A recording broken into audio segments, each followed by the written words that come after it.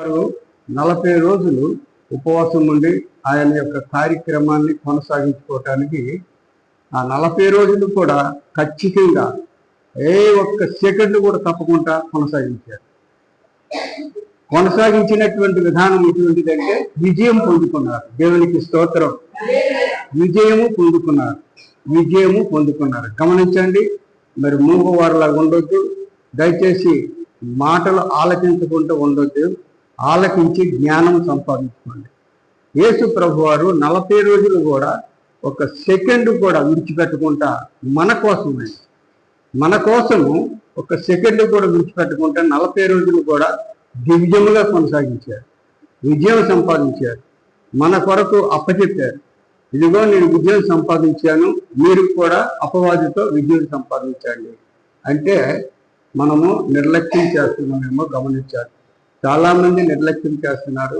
మరి 40 రోజుల్లో చాలా రోజులు తప్పిపోవటం చాలా విచారకరమైనటువంటి విషయం.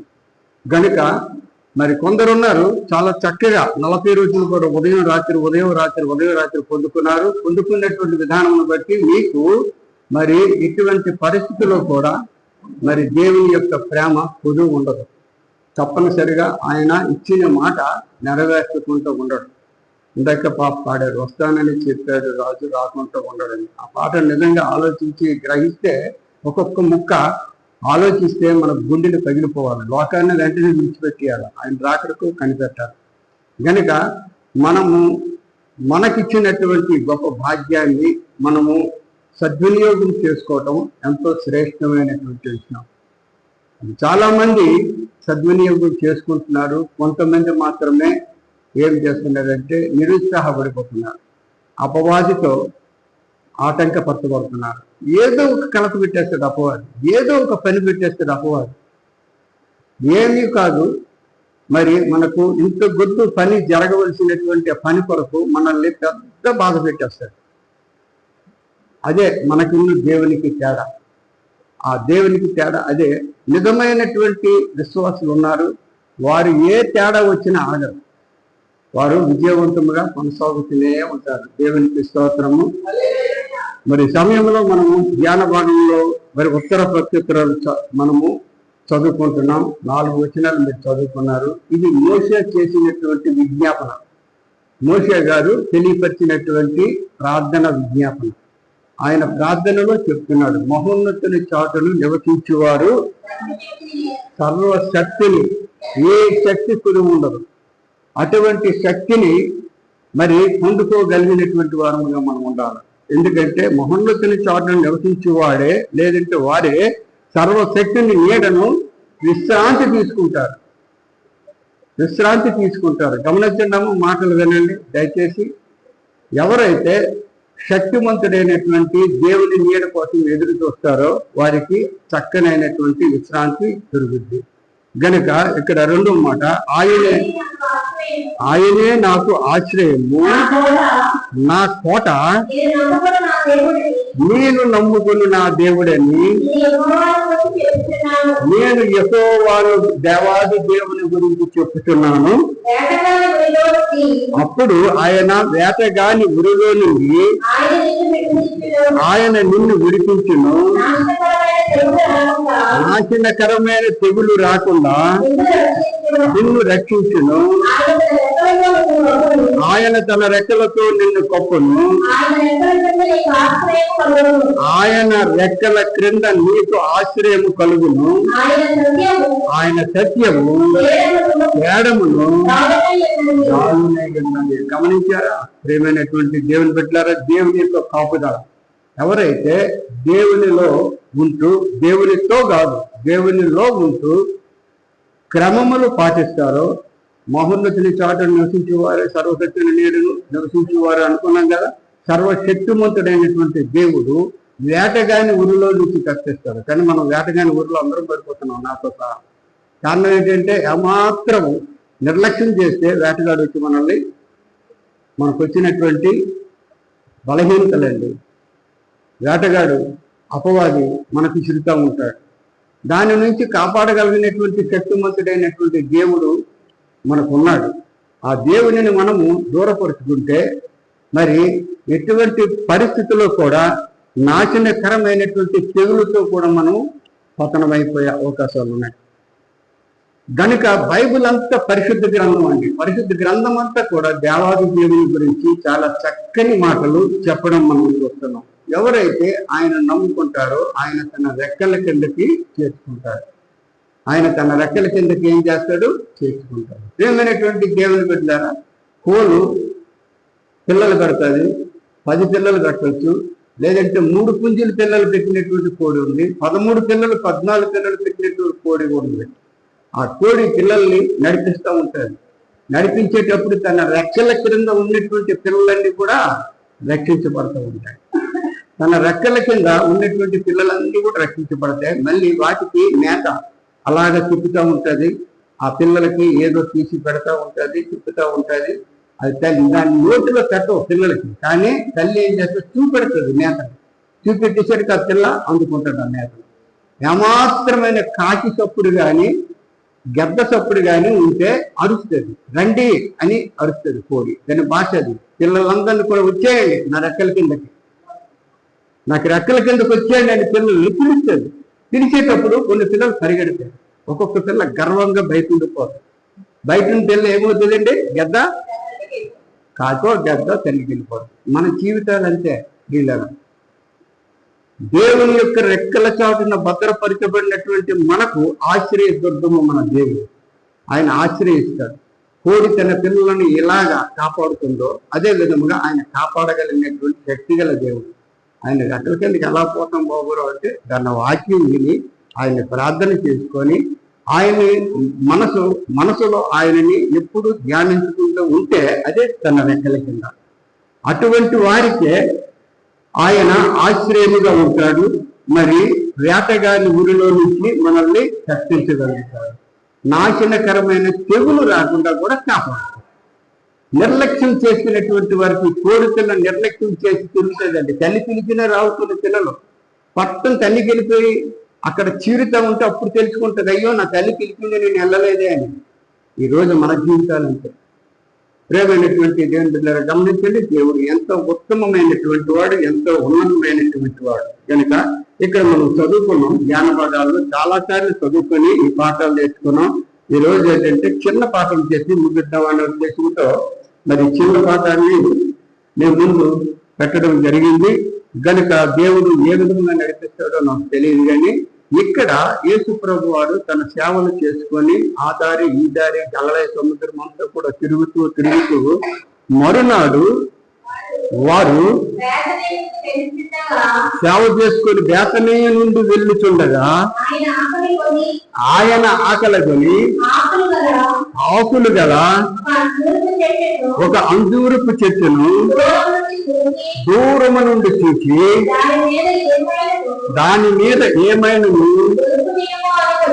దొరుకునేమో అని వచ్చాను. దాని యొద్దకు వచ్చి చూడగా ఆకులు తప్ప మరేమీ కనబడలేదు. ఏలయనగా అది అంజూరపు పండ్లు కాలము కాదు. అందుకాయన ఇక మీదట ఎన్నటికి నీ పండ్లు ఎవరినో తినకుందురుగాక అని చెప్పాను. ఇది అయితే పాపం ఆయన శిష్యులు విన్నారు. ప్రేమైనటువంటి దేవుని బిడ్డలారా, ఆయన అక్కడి మరునాడు వారు బేతనీయ నుండి వెళ్ళుతుండగా ఆయన ఆకలి అని ఉంది.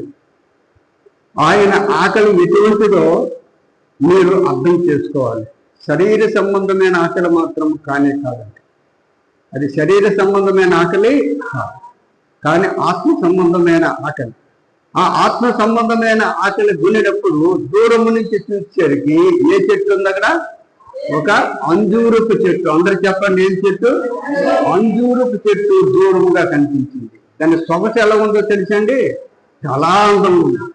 పచ్చగా ఆకులు ఉన్నాయి, చాలా పచ్చగా ఆకులు ఉన్నాయి అని దాని మీద ఏమైనా దొరుకునేమో. ఇంకొక సంగతి తెలుసా? అది పండ్లు కాసినటువంటి కాలం కాదు. ఈ మాటలు మీకు బాగా అర్థమవును కాక, అది పండ్లు కాసినటువంటి కాలం మాత్రము కాదు. కానీ అక్కడ ఏమేమి దొరుకునేమో ఈయన వెళ్ళారు.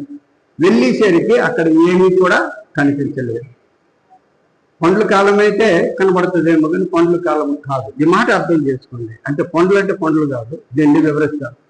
ఆ పండ్ల కాలము కాదు. ఆయన వెళ్ళారు, కనబడుతుంది, అది చక్కగా కనబడుతుంది. ఆ చెట్టు దగ్గరికి వెళ్ళేసరికి అక్కడ ఏమీ లేదు. ఆయన చాలా బాధపడ్డారు. చాలా బాధపడి ఏం చేశారు? ఆ చెట్టుని శపించింది. ఇక్కడ ఎన్నడూ కూడా నువ్వు పంటలు కాయకుందువు గాక, నువ్వు ఎన్నడూ పంటలు కాయకుందువు గాక, నీ పళ్ళు ఎవరు తినకుండా ఉందురు గాక అని ఒక శాపం పెట్టేశాడు ఆయన. ఆ శాపం పెట్టేసరికి ఆ మాటలు ఎవరు విన్నారండి? శిష్యులు విన్నారు. ప్రేమైనటువంటి దేవుని బిడ్డలారా గమనించండి, ఆ అంజూరపు చెట్టు దేవుని బిడ్డలు. అంజూరపు చెట్టు ఎవరండి? దేవుని బిడ్డలు. దేవుని బిడ్డలు దేవుని ఆలయంలో ఉంటున్నారు. ఆలయంలో ఉండి దేవుని మాటలు వింటున్నారు, దేవునికి లోపడుతున్నారు, బయటికి వెళ్తున్నారు, బాగా నేర్చుకుంటున్నారు, బయటికి వెళ్తున్నారు. బయటికి వెళ్ళిన తర్వాత మనలో ఇది మీకు అర్థం ఉండగాక, ఇక్కడ మాటలు మనం నెమర వేసుకుంటూ వెళ్తామా? గుడి నుంచి బయటకు వెళ్ళేసరికి మన జీవితాలు ఎలా ఉంటాయండి? ఆ మాటలు ఇక్కడవి బాబురావు చెప్పిన మాటలో ఎవరు చెప్పింది ఏమి చెప్పిన మర్చిపోతాం. మర్చిపోయిన తర్వాత మన జీవితము లోకానికే చెందుకుంటుంది.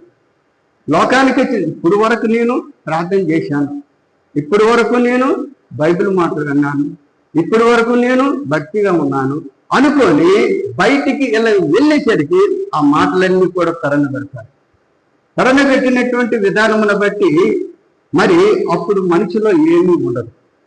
కొందరికి మాత్రము అవే నెమరు వేసుకుంటూ ఉంటారండి. ఇంటికి వెళ్ళినా నెమరు వేసుకుంటారు, పనిలోకి వెళ్ళే గుర్తు చేసుకుంటారు, ఫలానా పాఠాన్ని నేను నేర్చుకున్నాను అని గుర్తు చేసుకుంటారు. అది పండ్లు కాసినటువంటి కాలమే. ఏమీ లేకుండా ప్రజలు ఎక్కడ మర్చిపోయి ఏం చేస్తారంటే దేవుని మాటలు విడిచిపెట్టేసి వాళ్ళు అది చూసి ఆశిస్తారు, ఇది చూసి ఆశిస్తారు, వాళ్ళు అది కావాలంటారు, ఇది కావాలంటారు, ఆ చెడుని ఆశిస్తారు. ఇది పండ్లు కాయని చెట్టు. ఆ పండ్లు కాయనటువంటి చెట్టు దీనికి అర్థమైతే అన్నమాట. బయటికి వెళ్ళిన తర్వాత ఏది ఉండదు మనకి. అదే విధముగా యేసు ప్రభు వారు అక్కడికి వస్తారు, స్త్రీ కానీ పురుషుడు కానీ. వచ్చేసరికి అతని యొక్క మాటలు, తన యొక్క భయభక్తులు నీ హృదయాన్ని పరిశోధిస్తాడు. ఆ ఆత్మలను పరిశోధించినటువంటి దేవుడు పరీక్షిస్తాడు. ఈరోజు భారమైనటువంటి పాఠమే అమ్మా బాబు, ఇది భారమైనటువంటి పాఠమే గనుక పరిశోధిస్తాడు. హృదయాలను పరిశోధించినటువంటి దేవుడు పరీక్షించుకుంటూ ఉంటాడు. అప్పుడు నీ హృదయంలో ఏది ఉంటుందండి? లోకాచారాలు ఉంటాయి, దేవుని యొక్క మాటలు ఉండవు, దేవుని యొక్క మరి ఆ భయం ఉండదు. తర్వాత నేను బాగా ప్రార్థన చేసి వచ్చాను కదా, పర్వాలేదు, అక్కడికి వదిలిసి మళ్ళీ లోకంలో దేవుని యొక్క క్రమములు ఉండవు హృదయంలో. అది పండ్లు కాయనటువంటి చెట్టు మనిషి గురించి బోధించాడు. ఎప్పుడైతే అటువంటి అవిశ్వాసముతో నువ్వు లోకములో కావలసినటువంటి దేవునికి ఇష్టమైనటువంటివన్నీ కూడా నీ హృదయంలో పెట్టుకుంటావో అటువంటి వారికి భయంకరమైనటువంటి శాపం వస్తుంది. శాపం ఏంటంటే భయంకరమైనటువంటి తెగులు, భయంకరమైనటువంటి కష్టాలు, భయంకరమైనటువంటి బాధలు అనుభవించక తప్పదు. ఎందుకు? నీ హృదయంలో ఆ మాటలు లేవు, నీ హృదయంలో దేవుని జ్ఞానం లేదు. అదే పండ్లు, అంజూరపు పండ్లు. అంజూరపు చెట్టు పచ్చగా ఉంటుంది, పచ్చగా ఉంటుంది. చాలా మంది నేను ఆలోచించాను, అమ్మా ఇప్పటికే గుడికి వెళ్ళి వచ్చి ఏట బూతులు ఆడుతున్న వాళ్ళగా, ఏరో బాబు ఇప్పుడే గుడికి వెళ్ళి వచ్చాను, నువ్వు చేసి ఫుడ్ లేటర్ అని అనటం నేను ఆలోచించాను. ఈ మాటలు నేను స్పష్టంగా మీకు చెప్తున్నానంటే, నా బిడ్డలైంది మీరు నిజమైనటువంటి దేవుని రెక్కల క్రింద ఆశ్రయముగా ఉండి ఏ రోగము బాధలు రాకుండా ఉండాలనే ఉద్దేశం దేవుని యొక్క కోరిక. గనుక అట్టి విధమైనటువంటి మనసు కావాలని ఈరోజు మనకు దేవుడు ఇచ్చాడు. నువ్వు గుడిలోనున్నా ఒకలాగా ఉండాలి. ఆ పళ్ళు నీలో ఎలా కనిపించాలంటే దగ్గదగ చక్కనైనటువంటి పళ్ళుగా ఉండాలి. ఆ చెట్టు పళ్ళు సొగసుగా ఉంటాయి, అవి తినాలనిపిస్తుంది. అదే బయటికి వెళ్ళి చెడు పళ్ళు నీలో ఉన్నాయనుకో అసహ్యమవుతుందా లేదా? అసహించుకుంటారు, దానికి తెగులు వస్తుంది. అటువంటి చెట్టుకి తెగులు వస్తుంది.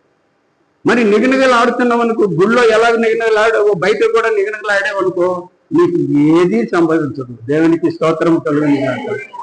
దేవునికి శాపంగా ఉండదు. కనుక దేవుడు బాధపడి ఇటువంటి వాడేటి వీడి యొక్క జీవించినా ఒకటే, జీవించకపోయినా ఒకటే, నా కుమారుడైనా ఒకటే, నా కుమారుడు అవ్వకపోయినా ఒకటే అని ఏం చేస్తాడు దేవుడు? విడిచిపెట్టేస్తాడు.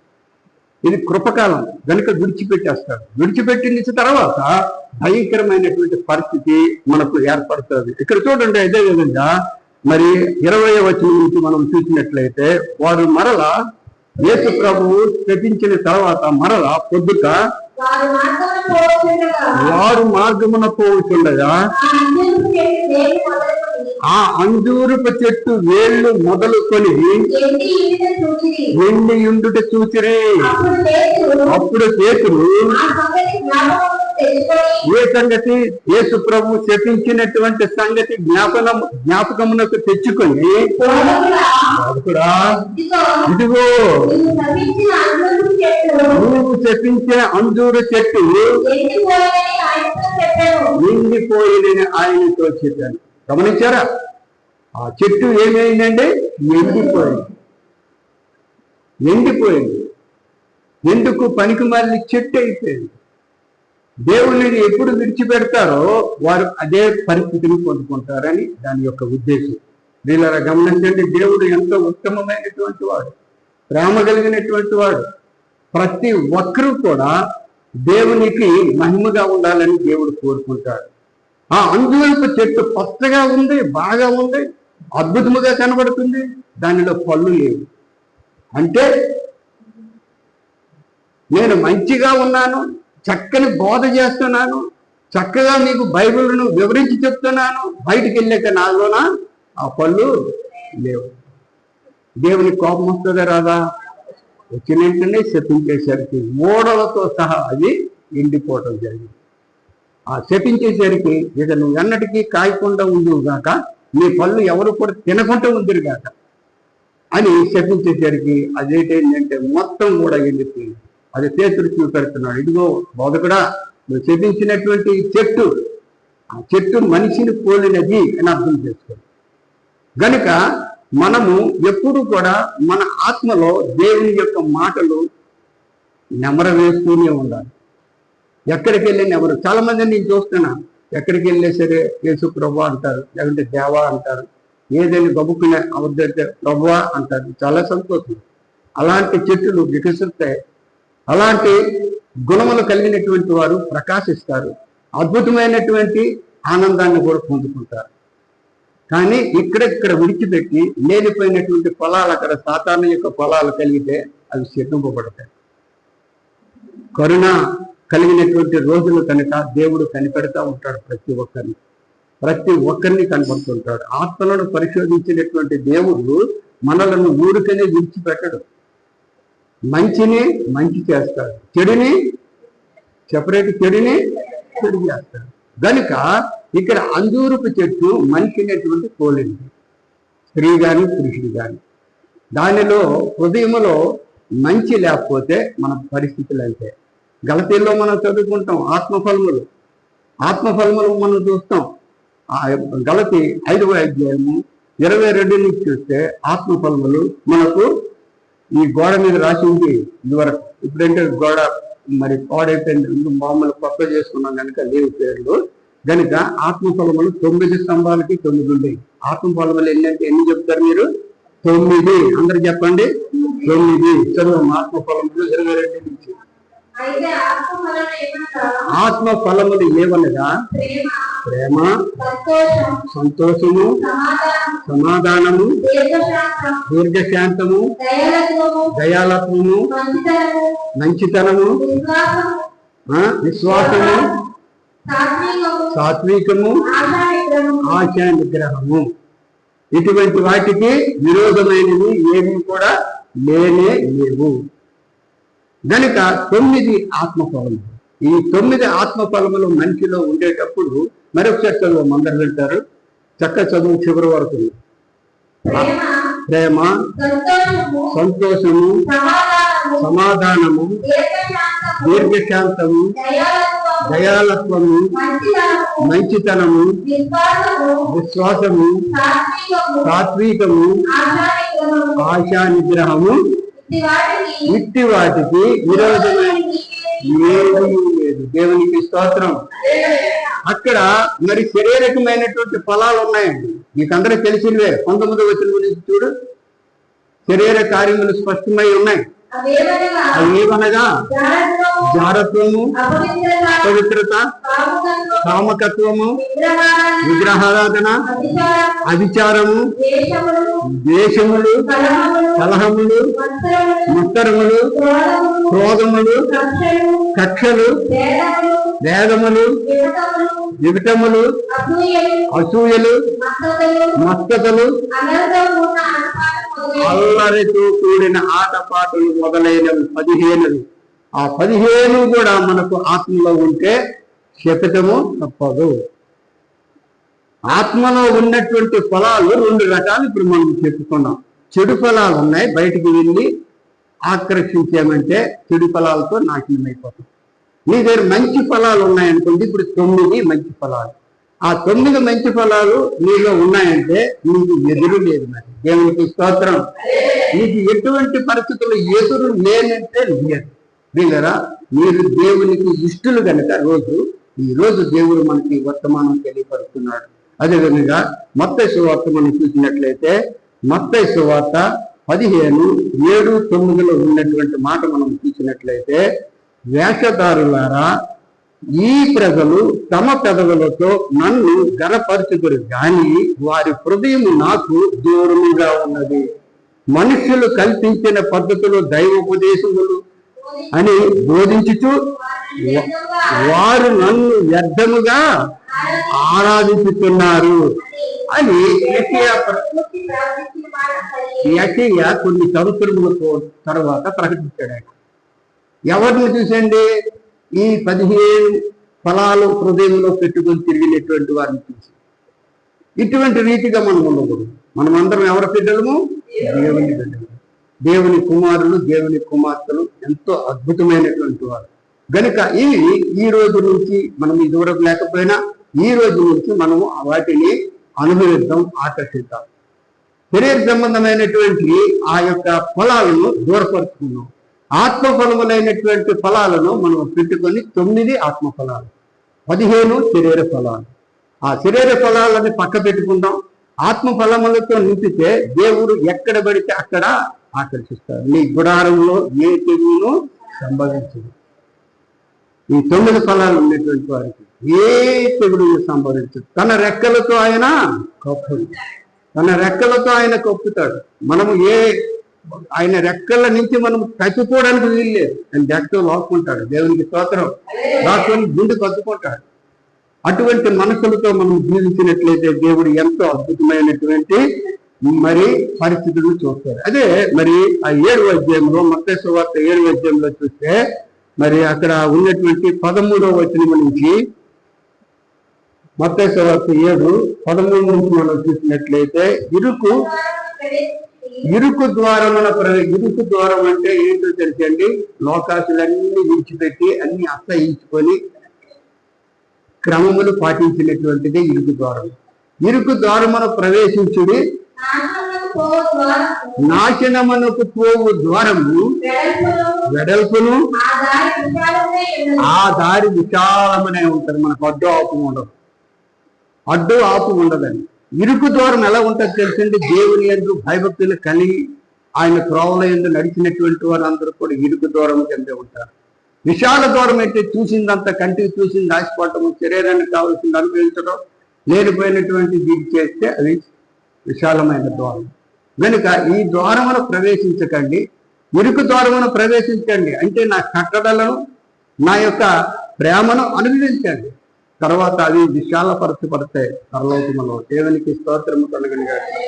అవి మనకు పరలోకంలో చాలా విశాలత అనుగ్రహింపబడతాయి. కనుక ప్రియమైనటువంటి జనబిడ్డలారా, ఏటి బాబురాలు రోజు పరలోకము, భూలోకము, పరలోకము ఉన్నది కనుక ఇక్కడ వ్రాయబడినటువంటి మాట గ్యారంటీగా చెప్తున్నాం. ఏ సేవకుడు కూడా చెప్తాడు. ఎందుకంటే మనకు పరలోకము ఉన్నది. దానికి మంచి మార్గం అంటే పరలోకం, చెడు మార్గం అంటే నరకలోకం. చెడు లోకం అంటే నరకలోకం. ఈ రెండు ఏ గ్రంథమైనా మనకి నిరూపిస్తుంది, లేకపోలేదు, ఉన్నాయని మనం ప్రాణం ఉంటుండగా మనం తెలుసుకోవాల్సినటువంటి విషయం ఇది, గ్యారెంటీ. గనుక ప్రియమైనటువంటి దేవుని బిడ్డలారా, యెహోవా యందు భయభక్తులు గలవారు కొనియాడబడుదురు అని బైబిల్లో చెప్తున్నటువంటి మాటలు మనం వింటున్నాం. గనుక మనకు ఇరుకు దూరం వద్దు. అదే విధంగా కీర్తనలు 102:9 చూసినట్లయితే, నీ కోపాగ్నిని బట్టి నీ ఆగ్రహము బట్టి బూడిదను ఆహారముగా భుజించుతున్నాను అని ఇక్కడ భక్తుడు చెప్తున్నాడు. దేవుని కోపం ఉంటే, దేవుని ఆగ్రహము అంటే దేవునికి మనసు చెరిపినటువంటి వారుగా ఉంటే మనకు ఆ పాపపు జీవితము బూడిదతో సమానం. ఆ బూడిదను మనం తిని, అంటే పంది కొట్టు తిని ఏ విధంగా తప్పిపోయిన కుమారుడు బ్రతికాడో అటువంటి జీవితాలు మనకు భయంకరంగా మరి అనుభవించక తప్పదు. ప్రేమైనటువంటి దేవుని బిడ్డలారా, అదే కీర్తనలు 101:6-8 చూసినట్లయితే, నా యొద్ద నివసించినట్లు దేవునిలో దేశములో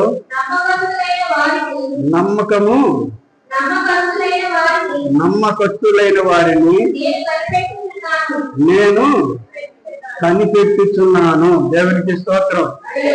దేవునికి ఎటువంటి వారు కావాలంటే తన యందు నమ్మకస్తులు కావాలి. తర్వాత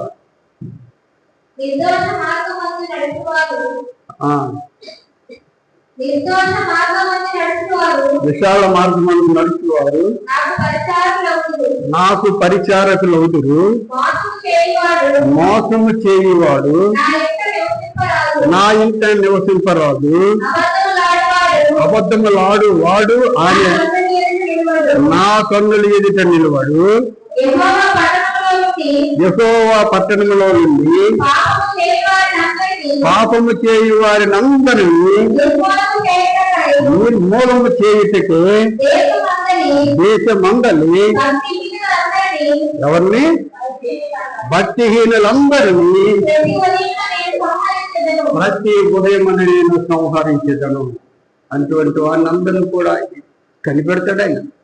ప్రేమ కలిగినటువంటి దేవుడు అండి, కనికరము కలిగినటువంటి దేవుడు కనుక ఆయన కనిపెట్టుకుంటూ ఉంటాడు, కనిపెడతాడు. కనిపెట్టిన తర్వాత ఇంకా జారిపోతే అది విడిచిపెట్టేస్తాడు, ప్రమాదాన్ని విడిచిపెట్టేస్తాడు. నోహు కాలంలో 120 సంవత్సరాలు కనిపెట్టాడు. అదే లోతు కాలంలో కూడా కొన్ని సంవత్సరాలు కనిపెట్టాడు. కనిపెట్టిన తర్వాత ఆయన చెయ్యి జారిపోయింది. అదే విధముగా మరి ఇక్కడ మనము మారు మనసు పొందినటువంటి పట్టణాన్ని మనం ఒకసారి జ్ఞాపకం చేసుకుంటున్నాం. ఏం పట్టణం అనేది? మారు మనసు పొందిన పట్టణం నినివే పట్టణం. నినివే పట్టణము మారు మనసు వెంటనే పొందుకుంది. ఇదిగో నువ్వు నాశనమైపోతావు, దేవుని కోపం నీ మీదకి వచ్చేసి ననికి వెంటనే మారిపోయారు. అమ్మో నిజమే, నేను దేవునికి మోసం చేశాను, నేను పట్టణం అయిపోతాను, దేవుడికి కోపం వచ్చిందంటే తమాషా కాదని వెంటనే మారిపోయారు. గోనె బట్టలు కట్టుకొని ఉపవాసం చేసి దేవునికి మొరపెట్టారు. అటువంటి మనసు మనకు ఉందనుకో దేవుడు కనికరిస్తాడు. అటువంటి మనసు మనకు లేకపోతే ఆయన కనికరములు రావు, పతనమే, బూడిద తినాలి మనం. కనుక ప్రేమైనటువంటి దేవుని బిడ్డలారా, చక్కటి మాటలు చూద్దాం. సొలొమోను మహారాజు అన్నటువంటి మాటలు సామెతలు 2వ అధ్యాయము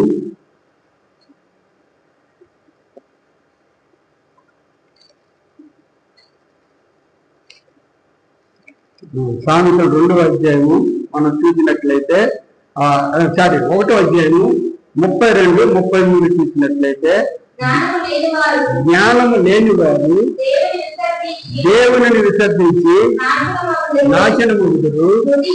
బుద్ధిహీనులు క్షేమము కలిగినదని అంగీకరించేవాడు సరే, బుద్ధిహీనులు క్షేమము కలిగినదని మైమరిచి నిర్మూలముందురు. దేవుని యొక్క స్థానము కలిగినటువంటి మాటలు అంగీకరించేవారు సురక్షితముగా నివసించుదురు. వారు కీడు వచ్చునన్న భయం లేక నెమ్మదిగా ఉండురు. దేవునికి స్తోత్రము కలుగును గాక. అతని చూద్దాం 2వ అధ్యాయం నుంచి. నా కుమారుడా లేక నా కుమార్తె నీవు నా మాటలను అంగీకరించి నా ఆజ్ఞలను నీ యొద్ద దాచుకుని ఎడల జ్ఞానమునకు నీ చెవి యొగ్గి హృదయపూర్వకముగా వివేచన నభ్యసించిన ఎడల తెలివికై మొర్ర పెట్టిన ఎడల వివేచనకై మనవి చేసిన ఎడల వెండిని వెతకినట్లు దాన్ని వెతకిన ఎడల దాచబడిన ధనమును వెతకినట్లు దానిని వెతకని ఎడల యెహోవా యందు భయభక్తులు కలిగి ఉండుట ఎట్టిదో నీవు గ్రహించదవు. దేవుని కూర్చిన విజ్ఞానము నీకు లభించును. యెహోవాయే జ్ఞానమిచ్చువాడు, తెలివియు వివేచనయు ఆయన నోట నుండి వచ్చును. ఆయన యథార్థవంతులను వర్జన చేయను. దేవునికి స్తోత్రము కలుగును గాక. తర్వాత యుక్త అంటే యథార్థమైనటువంటి, యుక్తి అంటే కంచిరి. యుక్త యుక్తి రెండు ఉన్నాయి. యుక్త అంటే ఏ యొక్క నిష్కపటమైనటువంటి వారు, తన యథార్థ మనసు కలిగినటువంటి వారు యుక్త. యుక్తి అంటే కంచిరి, మాట ఇచ్చి మాట తెచ్చిపోతారు కనుక యుక్త మార్గమును తప్పక యథార్థ మార్గమును తప్పక నడుచుకొని వారికి ఆయన కేడముగా అంటే కాపుదలగా ఉంటాడు ఆయన మనకి. దేవునికి స్తోత్రము కలుగును గాక. ఈ ఆశీర్వాదమును మనం పొందుకోవాలి. 3వ అధ్యాయంలో మనం చూసినట్లయితే 2 మాటలు. 3వ అధ్యాయంలో నా కుమారుడా, అదే సామెతలు 3 ఆ పక్కన ఉంది, నా ఉపదేశమును మరువకము, నా ఆజ్ఞలను హృదయపూర్వకముగా గైకొనుము. అది ఏం చేస్తాయండి? దీర్ఘాయువును సుఖ జీవముతో గడుచు సంవత్సరములను శాంతిని నీకు కలుగజేయను. దేవునికి స్తోత్రము కలుగును గాక. ప్రేమైనటువంటి దేవుని బిడ్డలారా, దేవుడు ఎంతో అద్భుతమైనటువంటి దేవుడు, మనకు ప్రేమించినటువంటి దేవుడు, మనకు ఆదరణ కలిగించినటువంటి దేవుడు. కనుక ఫలములు లేని అంజూరుపు చెట్టు వలె మనము ఉండకూడదు. మరి ఎలా ఉండాలి? మనము ఫలములు కలిగిన చెట్టు వలె ఉండాలి. ఆకులు పచ్చగా ఉండి ఫలములు లేకుండా చూస్తే ప్రయోజనం లేదు. నువ్వు ఎంత ప్రార్థన చేసుకో, ఎంత నువ్వు గుడిలో తల మూసుకొని ఉండో, నువ్వు ఎంత ఇది చేసినా నేను గుడిలోకి వెళ్ళి ఏదో చేస్తానని అనుకోవటం అది వెర్రితనం. ఎప్పుడైతే నీలో ఫలములు ఉంటాయో ఆ ఫలములు ఉంటే నువ్వు ఎప్పుడు కూడా పచ్చగా ఉంటావు. కనుకనే కీర్తనలో చెప్తున్నాడు కదా, నీటి కాలువల ఎవరైనా నాటబడిన చెట్టు ఆకు వాడక తన కాలం ముందు ఫలమిచ్చి చెట్టు వలె ఉండను. అందరికంటే మాటలు. దేవునికి స్తోత్రం కలుగును. అటువంటి జీవితాలతో మనం జీవించాలని హెచ్చరిస్తూ ఈ కొద్ది మాటలతో ముగిస్తున్నాం. దేవునికి స్తోత్రం. ప్రార్థన చేసుకున్నాం. పరిశుద్ధుడైన మా తండ్రి, వందనాలు స్తోత్రాలు చెల్లించుకుంటూ సమయాన్ని సమర్పించుకుంటాను. ఈ సమయంలో తండ్రి నాయన అంజూరపు చెట్టు మాదిరి మా జీవితాలను ఫలములు కలిగినటువంటి చెట్టు వలె ఉండాలని మాకు పాఠం నేర్పావు. ఫలములు లేనటువంటి చెట్టు శపింపబడినని మాకు నేర్పావు. గనక ఈ క్షణము నుంచి మేము ఫలములు కలిగినటువంటి చెట్టు వలె జీవించుటకు సహాయం చేయాలి. లైవ్లో చూస్తున్నటువంటి కుటుంబాలన్నిటినీ కూడా ఈ పాఠాన్ని గ్రహించి మంచి జీవితాలతో మమ్మల్ని ఆత్మ ఫలములతో నిండి కలిగి జీవించుటకు సహాయం చేయాలి. వచ్చినటువంటి బిడ్డలందరినీ జీవించాలి. నీ వెలుగులో ప్రకాశింపజేయాలి. నీ శక్తితో నింపండి. నువ్వంటే ఎంతో ఆశ. మా దేవుడే మమ్మల్ని రక్షిస్తాడు, మా దేవుడు మమ్మల్ని కాపాడుతాడు, ఆయన రెక్కల కింద మేము ఉంటామని వచ్చినటువంటి కుమారులు కుమార్తెలందరినీ కూడా నీ రెక్కల చాటున భద్రపరచమని ప్రార్థిస్తాము. నాయనా బిడ్డలను ఆశ కలిగినటువంటి ప్రాణాలను తృప్తిపరచగలిగినటువంటి దేవుడు నీవే. లోకం మమ్మల్ని తృప్తిపరచలేదు, కానీ నువ్వు తృప్తిపరుస్తావు. మా జీవితాలను నాయన సంతోషముగా నడిపించగల శక్తి గల దేవుడు. నాయన ఇక్కడ ఉన్నటువంటి బిడ్డలు నిన్నంటే ఎంతో ప్రేమిస్తున్నారు నాయన. నీ యొక్క సేవలో తండ్రి పాల్పంచుకుంటున్నారు. నీకు సన్నిధానంలో తండ్రి నీ యొక్క కృప కొరకు కనిపెడుతున్నారు కనుక ప్రతి కుమారుడు కుమార్తెకి కూడా నీ కృపలను కుమ్మరించమని ప్రార్థిస్తాము. బిడ్డలతో నీ కృపలను నడిపించమని ప్రార్థిస్తాము. ఈ విధముగా మా సంఘాన్ని అభివృద్ధి పరిచి విస్తరింపజేసి మీరే ఘనత పొందుకోమని యేసు పరిశుద్ధ నామములో మరి వేడుకుంటూ ప్రార్థిస్తున్నాము తండ్రి. ఆమేన్.